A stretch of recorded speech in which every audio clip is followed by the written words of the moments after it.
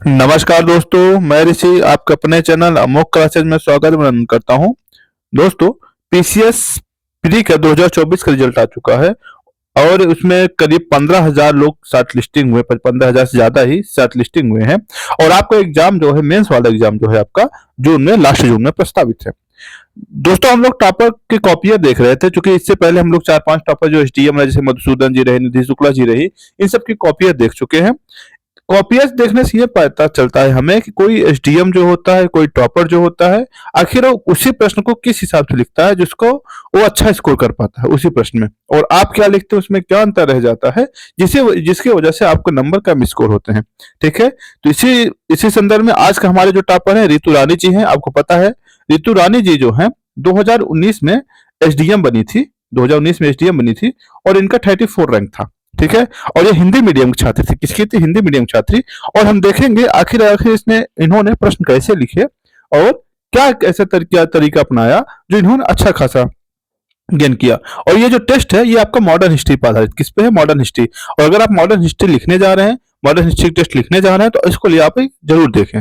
ठीक है, पहली चीज। दूसरी चीज दोस्तों, इस ये जो हम सेगमेंट हम देखेंगे, यहाँ हम इवेल्युएट नहीं कर रहे हैं, बल्कि हम ये देख रहे हैं, तरीका खोजने की कोशिश कर रहे हैं। अगर आप इसको पढ़ना चाहते हैं और अच्छे से पढ़ना चाहते हैं, हमारा चैनल है अमोघ क्लासेज। क्या है?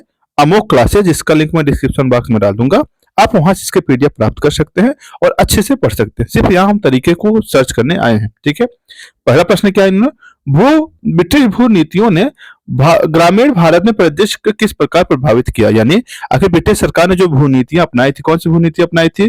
जैसे रैयतवाड़ी, महलवाड़ी और इजारेदारी जो आपकी थी, इस हमारी जो व्यवस्था थी, अस्थायी बंदोबस्त व्यवस्था थी, किस प्रकार से इसने भारत को प्रभावित किया था। इन्होंने क्या लिखा है? इंट्रोडक्शन क्या लिखा है, देखिएगा। ब्रिटिश साम्राज्यवादी हितों की पूर्ति के लिए ब्रिटिश विभिन्न भू नीतियों को अपनाई गई, जिसका लक्ष्य क्या था? अधिकाधिक भू राजस्व की प्राप्ति था। और इन नीतियों को ग्रामीण भारत को विपरीत प्रभाव पड़ चुकी। इन्होंने ये बताने की कोशिश किया है आखिर जिस प्रकार की भू नीतियां थी ब्रिटिश की, सिंपल से उनका कॉन्सेप्ट था अपने हित में काम करना है, न कि भारतीय जनता के। ठीक है, इसी वजह से क्या हुआ? भारतीय शोषण का शिकार हुए। अब इन्होंने बताया भूमि क्या लिखा गया? क्रम क्रय विक्रय योग्य बना दिया। भूमि को क्या किया? क्रय विक्रय योग्य बना दिया, जिससे क्या हो? ऋण ना चुका पाने की स्थिति में क्या कर सकते थे साहब?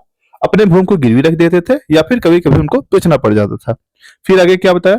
ब्रिटिश राजस्व नीतियों के चलते ग्रामीण क्षेत्र में एक नए सामाजिक वर्ग का उदय हुआ, जिसे जमींदार लंबादार कहा गया। और इन्होंने क्या काम किया? किसानों को भरपूर शोषण किया। और क्या बताया इन्होंने? भू राजस्व नीतियां आधिकारिक मांगों के कारण क्या हुआ?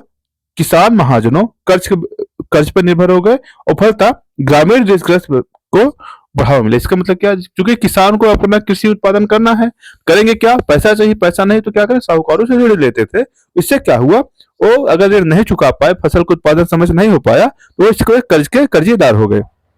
ठीक है, आप देख सकते हैं इस प्रकार से उन्होंने ये बताया कि आखिर ब्रिटिश सरकार ने कौन कौन सी नीतियां अपनाई थी, जिसके वजह से भारतीय किसानों पर क्या प्रभाव पड़ा। आगे क्या दिखा रहे हैं? जमींदार और उप सामंतीकरण की प्रक्रिया को बढ़ावा दिया गया और कृषकों को अधिक से अधिक शोषण हुआ। ठीक है, किसानों के कृषि व भूमि के साथ साथ परंपरागत जो संबंध है टूट गए। चूंकि कृषि और भूमि का संबंध टूट गया, इसका क्या मतलब है? इसका मतलब ये था कि आखिर किसान के अपने भूमि के बहुत ज्यादा जुड़ाव होता है। इस कदम से क्या हुआ कि इनका जुड़ाव जो था, चूंकि भूमि का अब इनका रहा नहीं, निवेश कर नहीं पा रहे हैं, इसके वजह से काफी ज्यादा प्रभावित हुई। यानी आप देख सकते हैं इसको बारीकी किस हिसाब से इन्होंने लिखा है। और इसका देखिएगा फिर एक कंक्लूजन किस प्रकार का दिया है?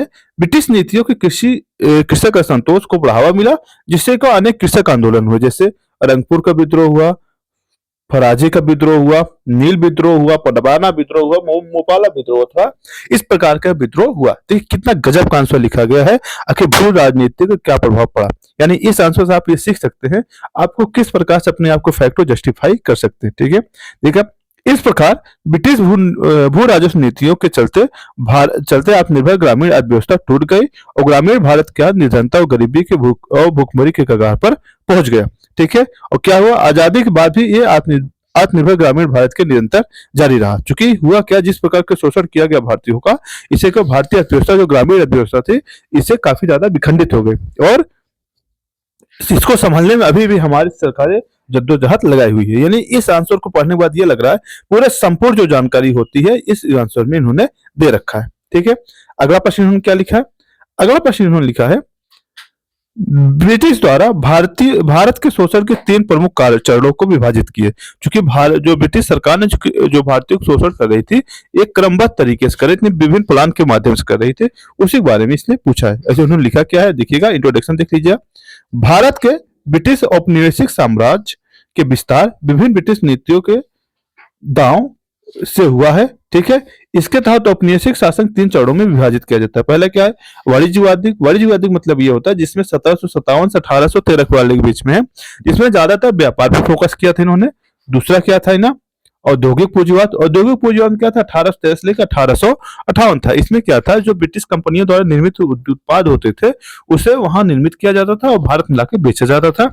और तीसरी जो नीतियां थी, वित्तीय पूंजीवाद का मतलब ये था कि भारतीय को क्या है, ऋण देना, ऋण के माध्यम से उनको बिचौलिया बना देना। ठीक है, और इधर देखिए जो इन्होंने ग्राफ डाल रखा है, आखिर जो जो औद्योगिकरण हुआ इस पे क्या प्रभाव, रेलवे के विकास का क्या रहा, 1813 के चार्टर का क्या प्रभाव पड़ा, और समाजवादी प्रसार का क्या नीतियां पड़ा, इसको उन्होंने डिटेल से समझाया है। ठीक है, आगे चलिएगा।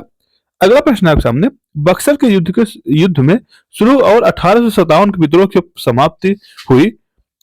ठीक है, कह रहा है बक्सर के युद्ध से शुरू और 1857 की शुरू हुई अंग्रेजी साम्राज्य की विस्तारवादी नीति का ब्यौरा दीजिए। यानी जो प्रश्न पूछा गया है कि बक्सर के युद्ध से और 1857 के बीच जो कालांतर रहा है, इसके बीच में कौन कौन सी ब्रिटिश नीतियां थी और क्या क्या इसका प्रभाव पड़ा, इसके बारे में इन्होंने पूछा गया है। अब इन्होंने क्या क्या प्रभाव पड़ा है बताएगा।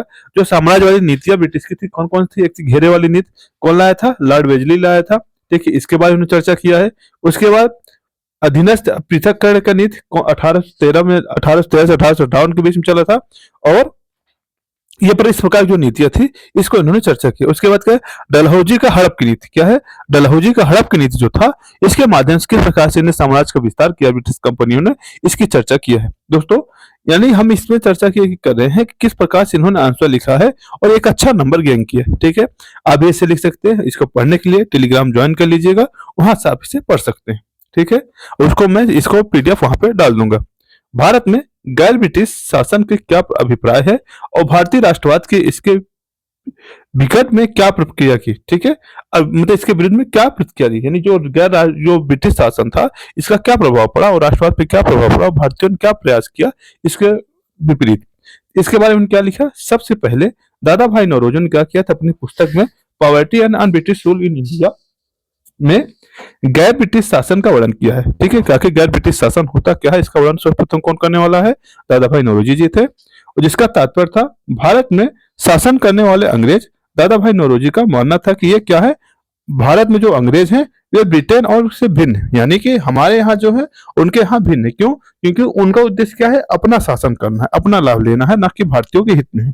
इससे क्या भारतीय शोषण का शिकार हो रहे हैं। इसके बाद सर्वप्रथम किसने बताया, आपके दादा भाई नौरोजी जी ने बताया। इसी प्रकार से इंट्रोडक्शन शुरू किया है, और देखिए भूमिका लिखा, भूमिका के बाद कुछ फैक्ट भी लिखा है। अब आगे देखिएगा, नेक्स्ट वाले प्रश्न में इन्होंने लिखा है कि शिक्षा के जो 1858 के पूर्व जो कंपनी ने अधीन जीते गए सामाजिक आर्थिक प्रशासनिक परिवर्तन किया, उसके बारे में पूछा गया है। तो इन्होंने बताया कि आखिर कौन कौन सी ऐसी नीतियां थी जिससे प्रभावित किया है सामाजिक नीतियां। क्या है, अंग्रेजी शिक्षा को बढ़ावा देना, ईसाई मिशनरियों को ईसाई मिशनरियों को मतलब आगमन, फिर नवीन सामाजिक वर्ग का उदय, और भारतीय प्राचीन ग्रंथों का यूरोपीय भाषा में अनुवादक। यानी ऐसे प्रभाव रहे जिसके माध्यम से क्या हुआ, इन्होंने भारतीयों को प्रभावित कर एक दूसरे क्रिया प्रतिक्रिया किया। ठीक है, यहाँ हम ये देख रहे हैं कि आखिर इन्होंने अपने आप को कैसे रिप्रेजेंट किया। देखेंगे इस आंसर में हमें यही पता चलेगा आगे सटीक तरीके से कैसे आंसर लिखा गया है। ठीक है, आप इसे देख सकते हैं, इसको पढ़ सकते हैं। ठीक है, आज के लिए इतना ही, धन्यवाद।